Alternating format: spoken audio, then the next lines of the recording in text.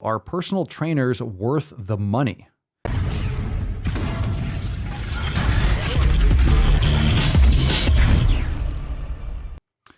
Joe, are personal trainers worth the money?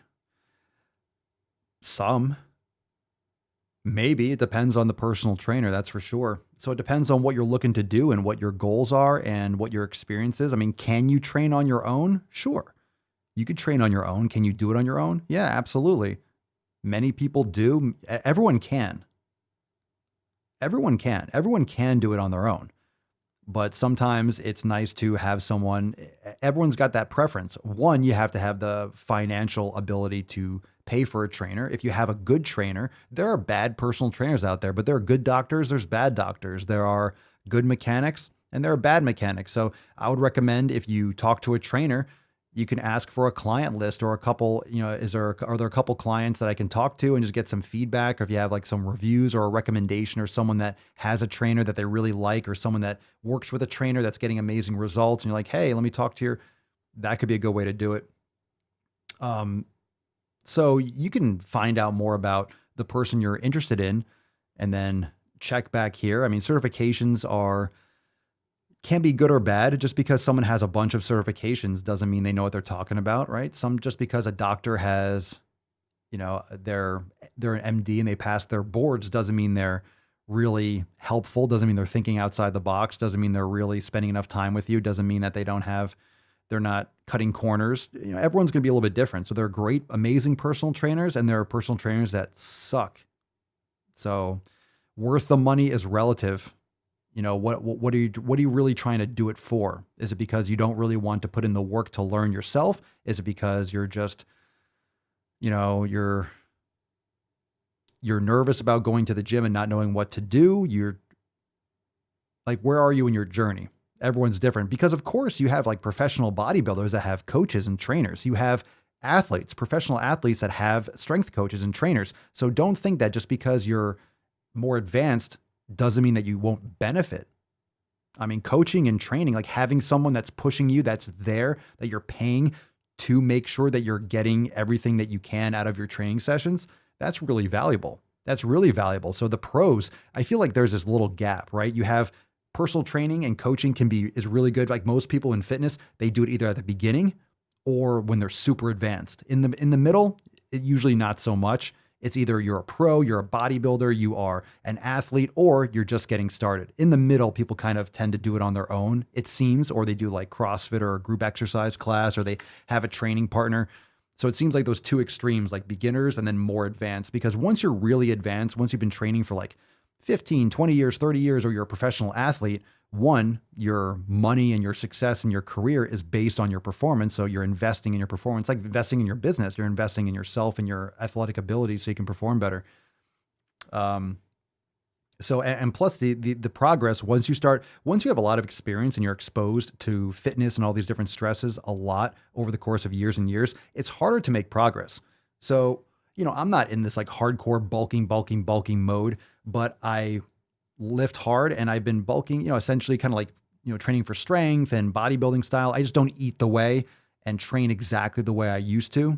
I'm not intent on trying to just get as big as I can endlessly because it's exhausting and it's just not my thing anymore. I love training hard and getting big or training to get big, psychologically. But honestly, I'm not trying to eat to gain 5 pounds or a pound.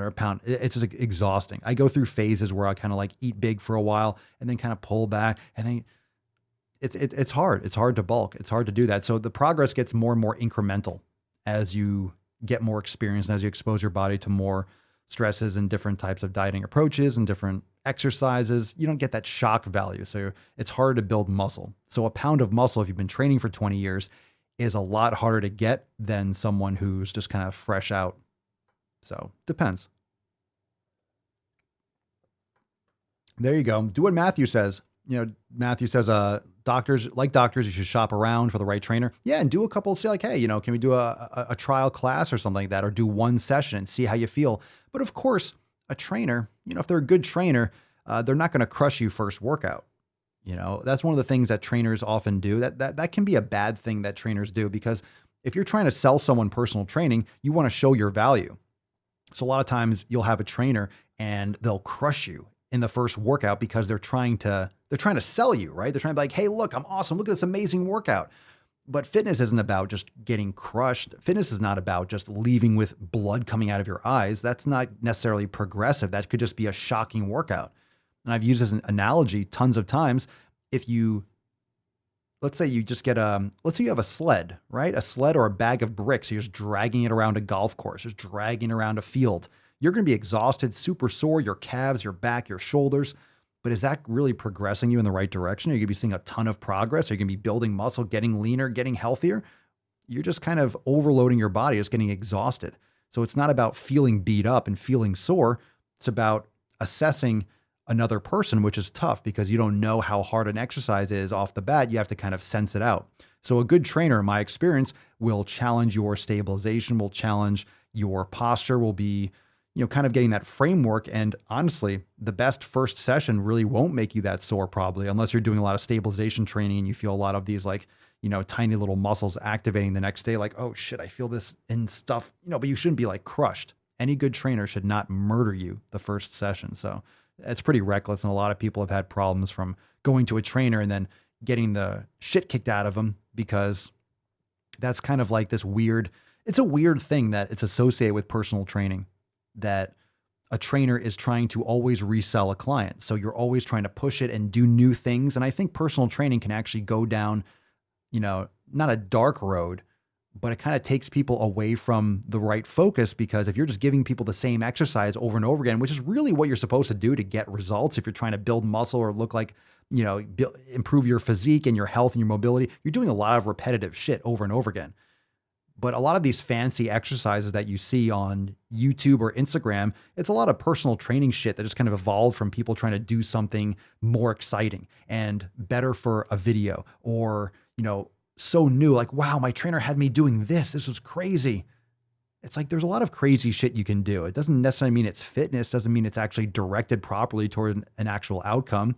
Just because you can do something that's challenging, something weird sideways on a treadmill with your hands. Wow, I was walking on a treadmill with my hands, in a plank position. It was brutal. It's like, okay, why? Why the fuck would you do that? It's like super high risk. And what's the actual reward from that? Like, when is that actually necessary to walk on a treadmill on your hands?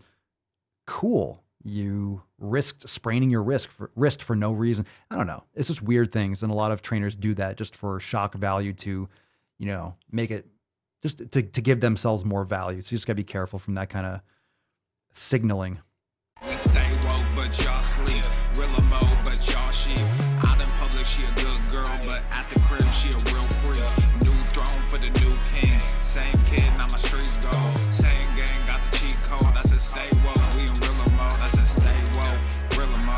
Stay woke, Rilla mo. I said stay woke, Rilla mo. Stay woke, Rilla mo. I said stay woke.